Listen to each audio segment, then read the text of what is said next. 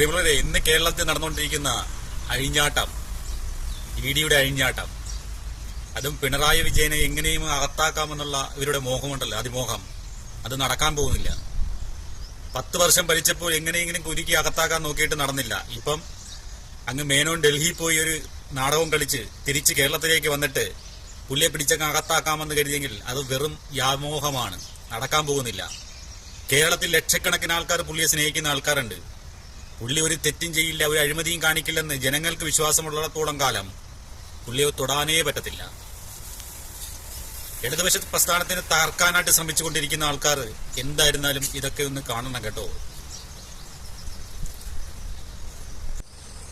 ഡൽഹിയിൽ പോയി നരേന്ദ്രമോദിയും അമിത്ഷായും കണ്ട് സംസാരിച്ചു കഴിഞ്ഞാൽ പിണറായിയെ പിടിച്ചങ്ങ് അകത്താക്കി കളയാമെന്ന് കരുതിയെങ്കിൽ അത് വെറും തോന്നലാ. ഇത്രയും വർഷം പൊതുപ്രവർത്തനം നടത്തിയിട്ട് ഒരു അഴിമതി കേസിലും കേസിലൊരു വ്യാമോഹം കാണും, എങ്ങനെയും പിടിച്ചകത്താക്കി കഴിഞ്ഞാൽ കമ്മ്യൂണിസ്റ്റ് പ്രസ്ഥാനം ഇല്ലാതാകുമെന്ന്. അതൊക്കെ നിന്റെ വ്യാമോഹങ്ങളാണ് എന്നേ പറയാനുള്ളൂ. ലക്ഷക്കണക്കിന് വരുന്ന അണികളുണ്ട് കൂടെ. ഒരു കാരണം വെച്ച് കഴിഞ്ഞാലും സഹാവിനെ ഒന്നും ചെയ്യാൻ പറ്റത്തില്ല. കേരളത്തിൽ ഇപ്പോൾ നടന്നുകൊണ്ടിരിക്കുന്ന പകപോക്കൽ രാഷ്ട്രീയമാണ്. അതായത് 10 വർഷം ഭരണം കിട്ടാതിരുന്നതിന്റെ വിഷമം അധികാരം ഉപയോഗിച്ച് ഇല്ലാതാക്കാൻ ശ്രമിക്കുന്നതിന്റെ തെളിവാണ് ഇപ്പം കണ്ടുകൊണ്ടിരിക്കുന്നത്.